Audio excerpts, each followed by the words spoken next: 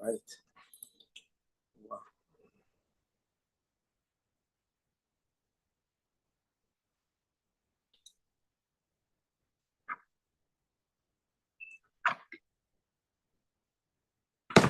Good morning. With the help of Hashem, we are learning Yerushalmi Demai, Perek Shishi, Halacha Aleph, and moving on today to Halacha Beis.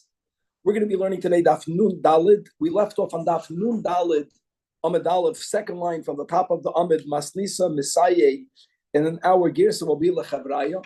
Let's quickly review. We have a machloikis between Chavraya b'shem Rabbi Yechanan and Rabbi Law b'shem Rabbi Yechanan regarding the understanding as to why does the Mishnah paskin that if you are choicher, if you are a tenant farmer, from a goy agreeing to pay the goy a fixed amount of produce from that field that you will grow, there the halacha is ma'aser v'noisnan loy, that you have to fully remove the maisres prior to giving him whatever quantity of produce you have to give him. So we have either the Chavraya's opinion, which we're going to take on today, as we also explained to Shita when we learned the Mishnah, that he holds that it's a penalty to discourage Goyish ownership of land in Eretz Yisrael, being that most people dafka wanted to get a choicher working under land, and a yid would not agree to be a choicher if he has to be ma'aser. It's simply going to discourage him of owning the land to begin with. However, Rabbi Law b'shem Rabbi Yechanan holds that it's not a penalty. He uses the words tafsa midas hadin, and that means that by the strict measure of the law, you have to be ma'aser, because if you would not be ma'aser, then you will be paying your debt with the goy with tevel, or it will appear that you are paying your debt with the goy with tevel. How is that so? So as we explained yesterday, that the Rabbi Law holds ein kinyan. Ein kinyan l'goy be'eretz Yisrael lahafkia would mean that the produce essentially has to be tithed. The kohen and the Levi will never get it from the goy.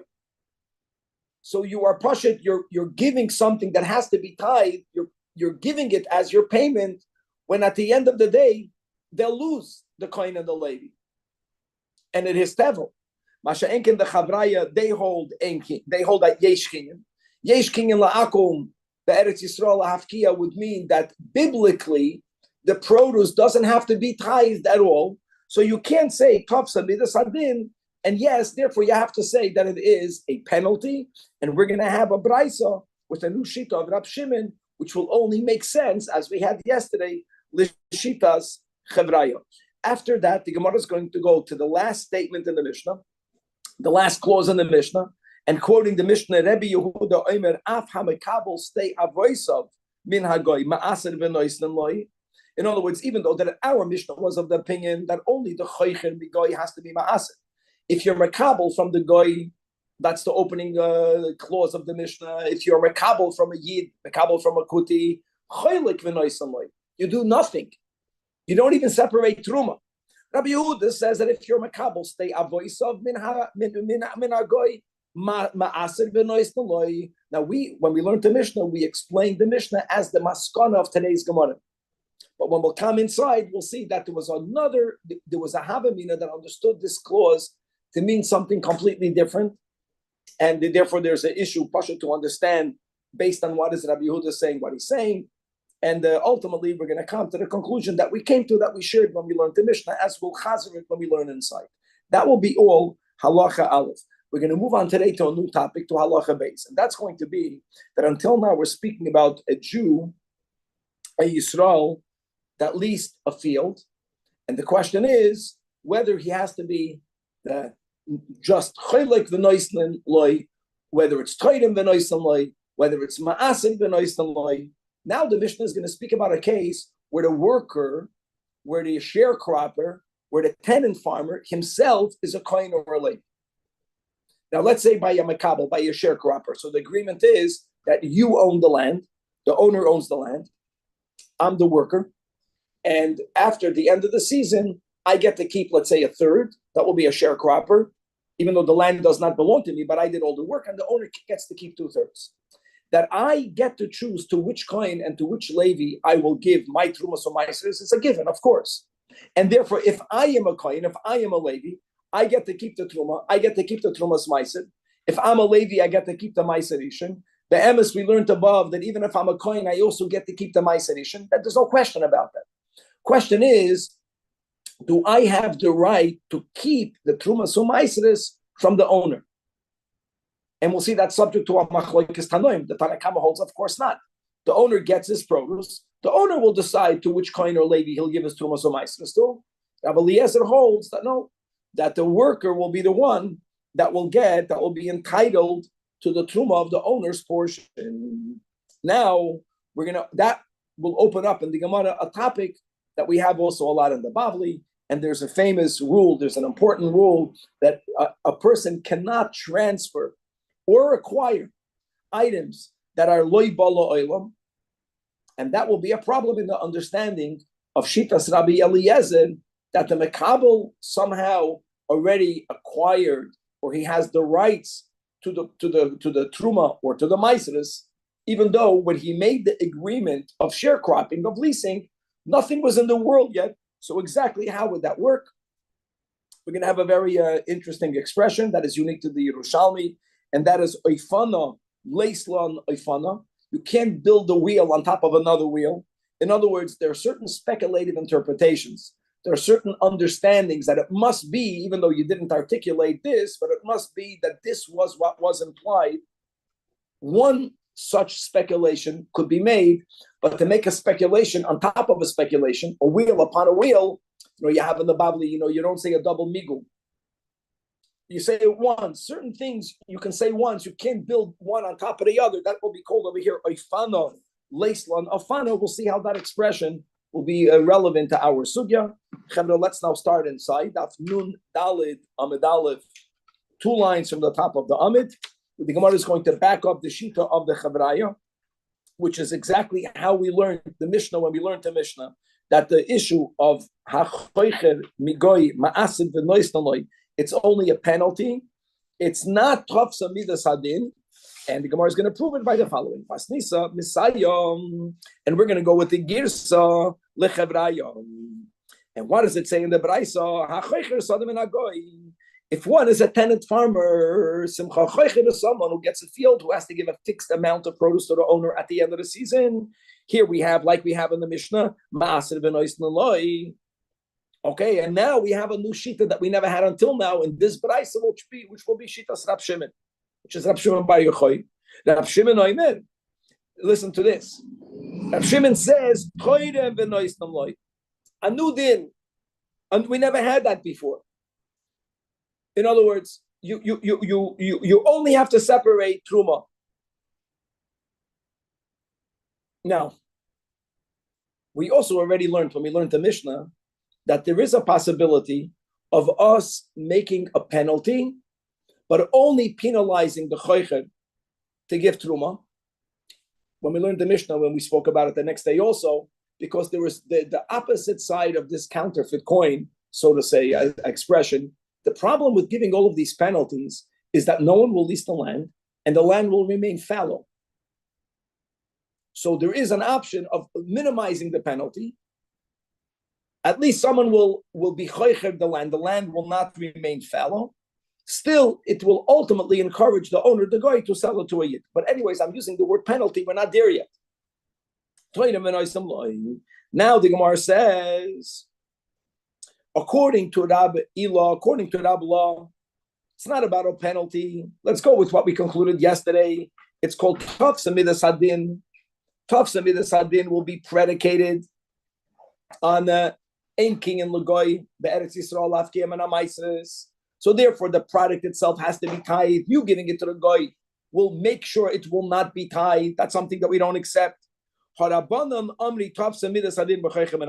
will be the rationale behind Achoichem and Agoy.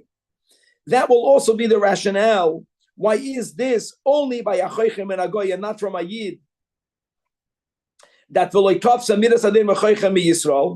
of that will make sense. Which is taka why, if the owner is a Jew, since the Jew will tithe that which he receives, so therefore the din of ma'asaloi is not shaykh when you're choichem and agoy. Okay, in other words, that would work. However, how would you use that logic to explain Abshimin?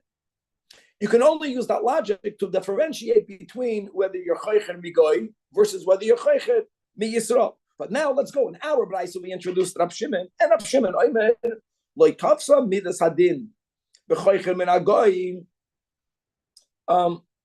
If we're not going to say Tafsa Midas Hadin, is Banash the Yemer Hadam Milsa? Makes absolutely no sense. In other words, why would Rab Shimon be more lenient? Look inside the Marafulda, the third line from the top, right? Is Banash the is Amarachi, that's B'Lashon Bitmiya. Umay Tamad Rab Shimon. There would be no way to explain Rab Shimon. Why would Rab Shimon allow for you to give to the guy produce when the guy is not going to tithe it? What do you mean tithe? You have to be tithe u'ma'aseh. It must be only because of Knas. The only way it would make sense. We don't say Tafsa Midas Hadin. And why wouldn't we say Tafsa Midas Hadin? We spoke out yesterday, to Chazer again today, because Yesh Kinyan. The moment you say Yesh Kinyan L'goy Ba'eretz Yisrael, Lafkiyam and Amaiser, there's no Midas Hadin, because biblically it doesn't have to be typed. Elamat's because of a Knas. And now we can explain Abshimin that Abshimin Sviralei the Af Begoy like Konsul. You can have a machlikas whether you penalize. He doesn't subscribe to the whole din of Knas. So now Vishmami no Tichavrai b'Shem Rabbi Yechanan. Now, just for the record, Rab Shimon Tako holds Yesh King and La'akum. Let me go back to that machlokes.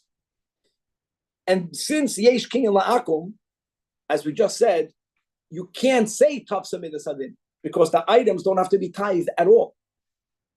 Problem is, Ramaraful is going to ask, Fakert, that only proves that Rab Shimon doesn't subscribe to Tafsa Midas Hadin. And therefore, he holds that there is no Knas. Now, why are you tied him? Either it's a smaller Knas, or because before you take a product off the threshing floor, there's a din. You cannot take it off the threshing floor prior to removing trumas. But how do you know that the Chachamim in this Braisa will also agree to Knas? Maybe the Chachamim will be like Rav Meir, maybe, and they're going to hold that Ein King and La'akum. In other words, you're bringing a raya from Rab Shimon that it's because of Knas. Yeah, Rab Shimon l'shitasai. Rab Shimon we already know holds Yesh Kinyan, but there is another opinion. Says the Marafulda be'ein lahakshois madayik mit Rab Shimon. How can you bring a raya from Rab Shimon? I agree with you, Bishitas Rab Shimon, that it must be because of the concept of Knas that he can reject. This is Gavaldik. Answers the Marafulda. If that would be the case, who agrees with Rab Shimon? Who agree, guys? You remember it's Rav Meir against Rab Shimon and Rab Yehuda. If this Rab Shimon would be because of the Yesh Kinyan, and those who disagree with him would go with the Chachamim, then Rab Yehuda would have been with Rab Shimon, because Rab Yehuda holds the Yesh Kinyan. Hare Rab Yehuda nami sfira lehachi that what the Yesh Kinyan. And nevertheless, Rab Yehuda is in collusion with the Tanakama. This is Gavaldik. So don't blame it on Rab Shimon. It must be that no one will hold the concept of Tafsa Midas Hadin. No one will hold the concept of Tafsa Midas Hadin. It's all about whether you say Knas, and that's the Machlokes Tanoim. Do you say you give a penalty, which is the Chachamim, and therefore you say Ma'aser v'Noisanloi, or do you say you don't give a penalty? Again, there's two ways of wording it. Rab Shimon, either you minimize the penalty, there's a balance. If you're going to penalize, no one is going to want to lease, the land will remain fallow. So Toidim, or no, there's no penalty, but before you take anything off the threshing floor, like we learned above, you have to separate the Trum, a unique din in Trum. Back in the Gemara, it's not because of Tafsa Midas Hadin, but yes, Konsu Chachamim b'Chechem and Agoy That is the sheet of the Tanakama, which is the way we learned the Mishnah, the way we spoke out when we learned the Mishnah. And on that, Rab Shimon Omer, there is no such class. So therefore it works. All of this is a raya to the shita of the Chavrayim. Okay. Now we had a brayso above that not Rab Shimon, this brayso that we just learned, which is a repetition of the law of the Mishnah, that holds, guys, here we go, when someone leases a field from a goy, their payment is not money, their payment is not a percent, their payment is a fixed amount of produce, whether it grew a lot, whether it grew a little. That's called a choichet. So we learned that a choichet from a goy, prior to him giving the goy the agreed upon amount, you're listening, the Jew, the worker, must remove all of the trumas u'maisres. So now this is continuing the words of the brayso. Lefikach im chazar hagoy v'nizgayer. What happens if prior to you paying the goy his share, the goy converted, the ger converted, or if shemachar li Yisrael, or the field was sold to a Jew, and by the way, that would mean that the chachira payment will be given to the new Jewish owner. In other words, there's no reason to make a knas anymore. The whole thing of the knas, is because we don't want for goyim to own land in Eretz Yisrael. It's no longer belonging to a goy. Either he himself converted or he sold it to a yid. It fits. Indeed, only toidem and not ma'aser. Gewaldik.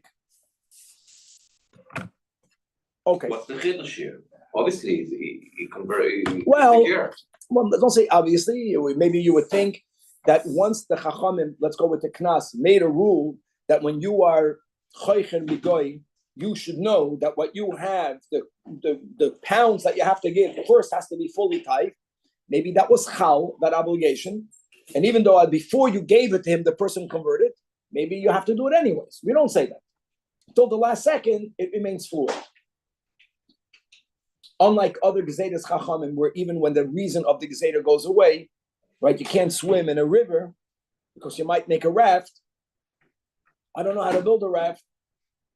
Doesn't matter. The reason the Chachamim made a Gezeda, you're not allowed to do it. We don't say it over here. We keep it connected to the reason. That will be the chiddush.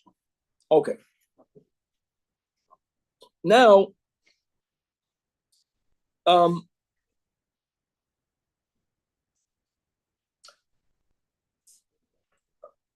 we're going back Chevra to Amakabel.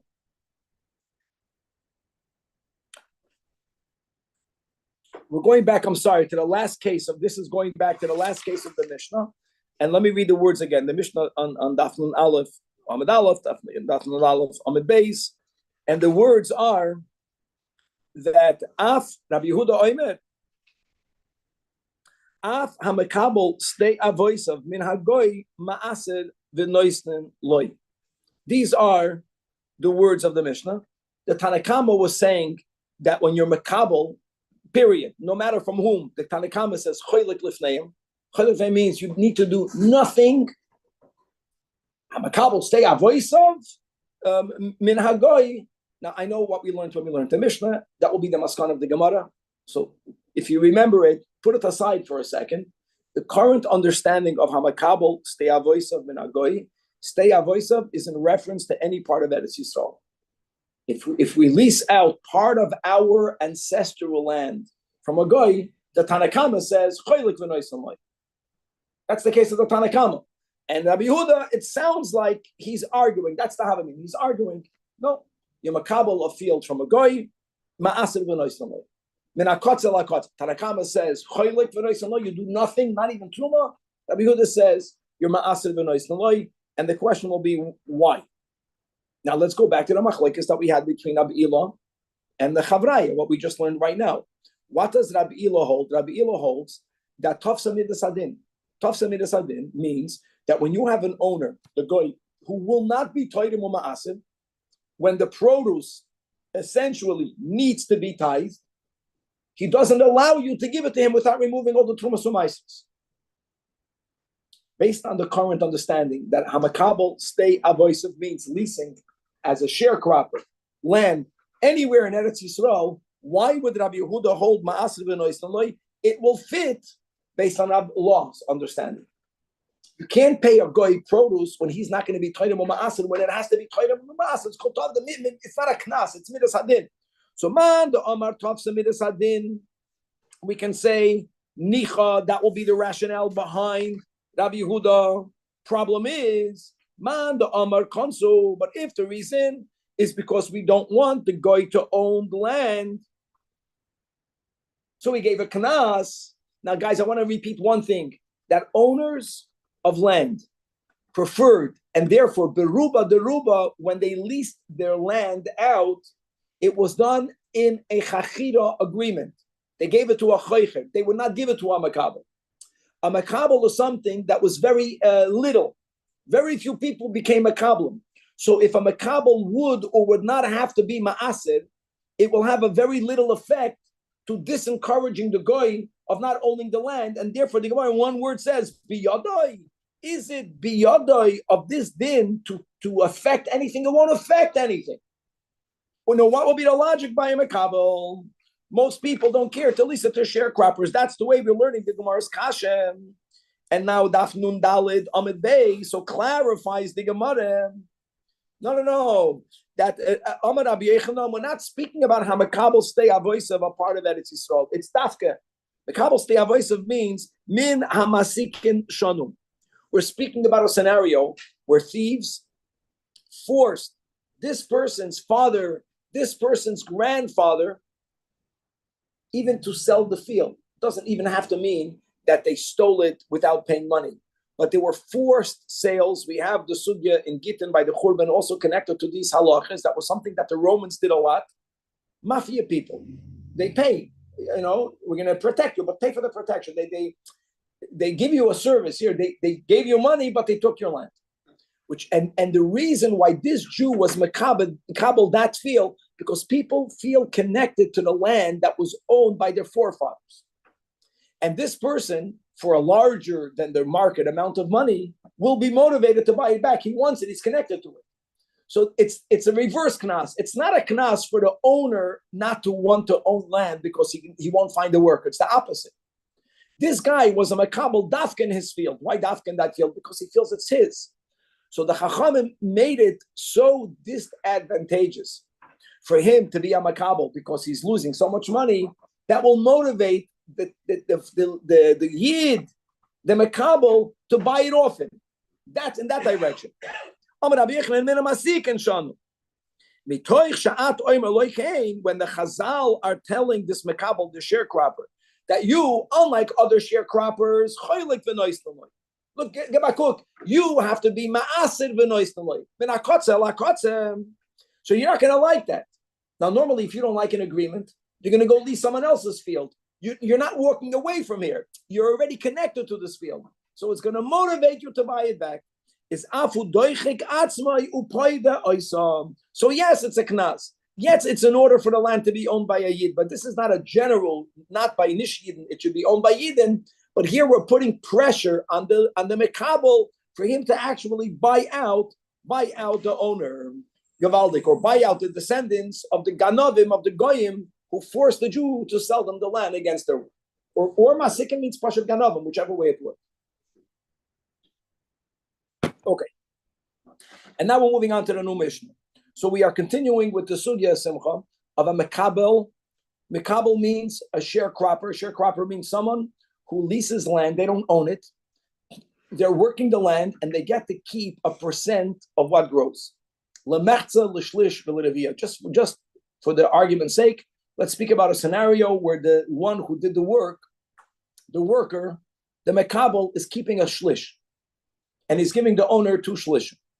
So now that we clarified that even Rabbi Yehuda, the end of last Mishnah, agrees with the Tanakama, everyone holds hamakabel, doesn't matter from whom. But let's speak about from a yid, that the makabel is choylik v'noisnaloi. Don't forget, the makabel has to take off trumas or maasros from his produce, of course. The whole previous Mishnah was choylik v'noisnaloi, is that the 2/3 that he gives to the owner, he doesn't have to do anything with that. It's on the owner. The owner is a yid. We also learned before that a kohen and or a Levi, if they own land, or in this case, they don't own the land, but they own the produce, they own tevel, they're obligated to separate all of the trumas or maasros. But as a kohen, he gets to separate and to keep the truma. He gets to separate the trumas meiser and to keep the trumas meiser. We already learned really that a kohen also gets to keep the meiserish, and they get to keep it.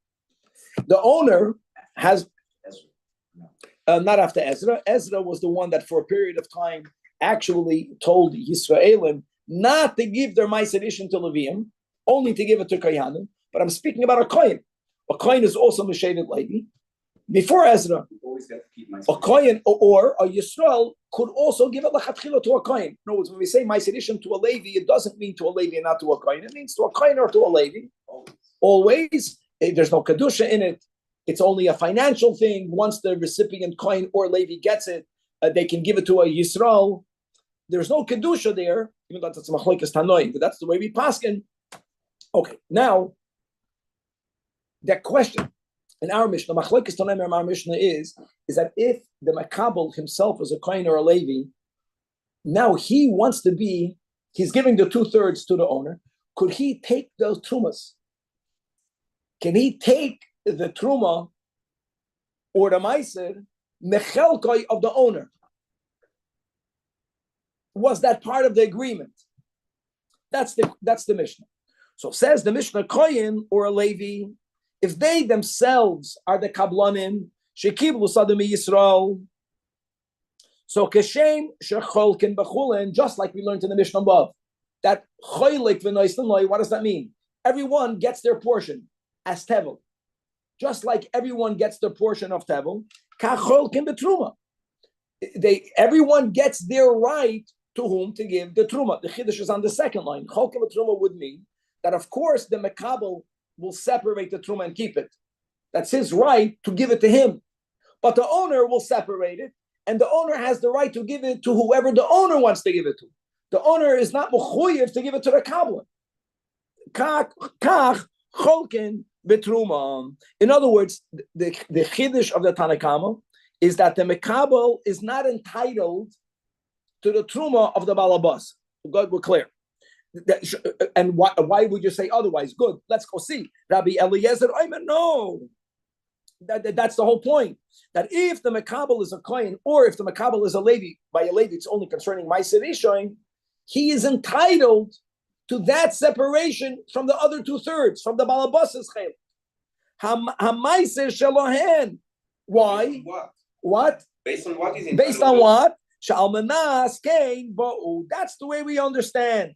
We understand that the reason why he became the makabel, even if the norm is to get half, wow, that's the most. The least is for the worker to get a 4th. I said 1/3 because that will be the average. Let's say he's getting half. Some people don't want to work. They have to be really motivated. The presumption is the kohen or Levi only went to work because they understood that aside of them getting the normal half of the mekabel, they're going to get the trumas u'maisros. That is why they did it. Almanas kein. That's what he's saying. The problem is, who cares? Almanas kein bo'u. Who cares? When he became hired as a mekabel, there was no produce on the ground. The produce only grew later. And we have a rule that a person not can transfer, nor could acquire. You can't make a kinyan on a davar shaloi bala olam. So who cares? Even if this was their understanding, it wasn't about the land. This is an understanding about the produce that grows from the land. So asks the Gemara that you should know that the Siv and Rabbanan Rabbi Eliezer, the Rabbanan here are the Tanakama, but in the base of the Tanoim, the Chevra, they asked the Rabbi Eliezer how does it work? Should not be able to work. Look inside the Rashirilio, 6 lines from the bottom of the right column. In the beginning of the Gemara Simcha, go find the Rashirilio. These are new mefarshim. They don't own the land. Elo, they are mekablin. They are only they're sharecroppers. That's a very important point. You see, if they would have a chelik in the karka, you can sell the future fruits of a tree. How? By selling the tree dekel lipeiroisav. The tree is here right now. The karka is here right now. So there are ways of you making a acquisition, kinyan, for futures if you're linking it and you're connecting it to something that is ba'olam. Problem with the Makabel, that's the premise of the Kasha, that the Makabel only made an agreement regarding the produce. It's not about the land at all. Ella ma'ashem is zaken lehem ba'olam. Okay, and Bishlam Yosef, I'm not going to read because we didn't get to that Mishnah yet. So that's the Gemara's Kasha, but Mekonu answers the Gemara, Amar Lohen, responds Rabbi Eliezer to everyone else, that would you not agree that if they would have verbalized this agreement, the Mishnah says Sha'almanas Kein, it's a presumption. We say that was the understanding. Let's speak about a case where he verbalized it. If the Kohen worker, Mekabel, told the owner, I'll be your Mekabel, on the condition, he tells him right away, Almanas, that you're going to give me your trumas. The trumas from your 2/3 will come to me. If he said that and nothing else, it will be effective. Saying Kasha, how does it work? Hold on. And we're going to go with the brackets. We're not going to go with the parentheses. There are so many different girsais. Shahamaisrei shelohem. Everyone agrees to that. But how would that work? Indeed, how does that work? And afilu hisnu bamekanu. Again, it's davar shaloi b'la'olam. And the answer for that would be is that if they explicitly agree that the Mekabel will be the recipient of the Trumas and Maisris of the Chelak of the Balabas, even though Sisamai, even though they were Soisem, that means that they did not say the following words. Halacha says the following words. And what is that? Nase ka'omer toloish min akarka hazeh acquired the land enough for you to acquire the rights of the trumas from the produce that will grow this year. In other words, you are kind of like deka lepeiroisav, like I just mentioned. You acquire enough ownership in the land, not for the land itself. You acquire ownership in the land for the maisres that will grow. Now hold on a second. What kinyan did you make to acquire the land? You know what he says? The harvesting itself. Harvesting is an act that is to the betterment of the land, and that's the rule when it comes to cheskas karka. Karka can be nikna bekesa v'shtaru b'chazaka. What type of chazaka do you need to do? Even a minimum, any minimum amount of work in the ground that makes the ground better is considered the kinyan. When you harvest, how are you making the ground better? Because you are making room to plant something new. And it's as if all of that was spoken out. If they would have befeidah said, the Makabel, the Kohen, listen, I will come into agreement of being your Makabel, Almanas, that you're going to give me your Trumas Umaisris, or not you're going to give me, that I will own it from the outset, it will be effective, because Nase Ko'emer, again, that when I'll make the king and Tuloish min akar kazeh, shetik lucha masreisa. And even though there was no Nase Ko'emer, we say Nase Ko'emer. So that's step number one. Rabbi Eliezer takes it to step number two. What's step number two? He never made a condition.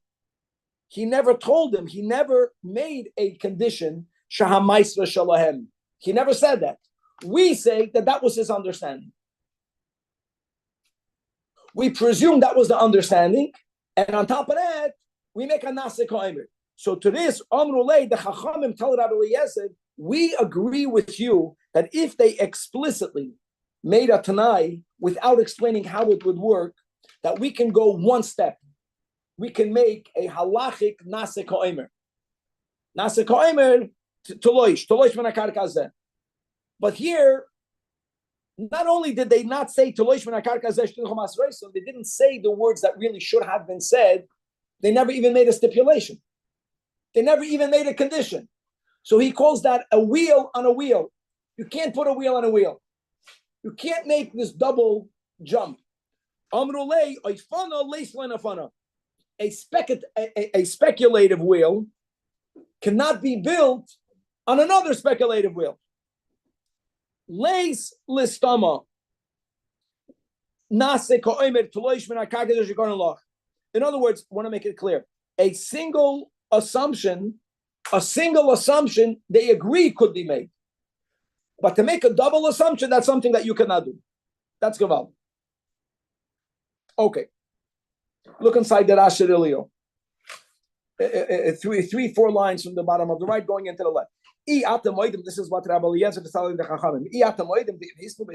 The kanu v'ha'ech zocha b'shas hatanai v'ha'ein adam masna davar shlei b'lo olam u'b'shas hatanai dain lo b'lo olam shum davar.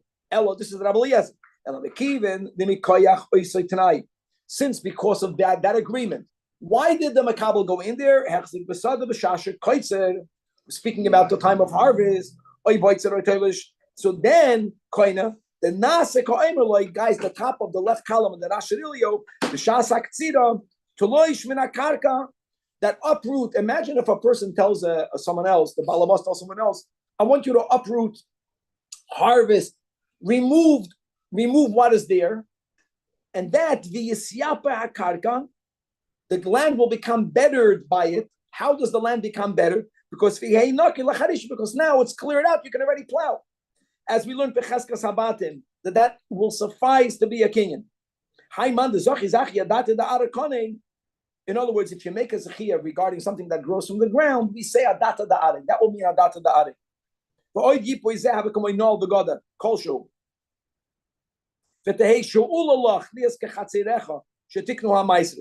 Or it's another angle that he's actually not making an ownership kinyan for the maisres, but he's becoming a shoyel in the land.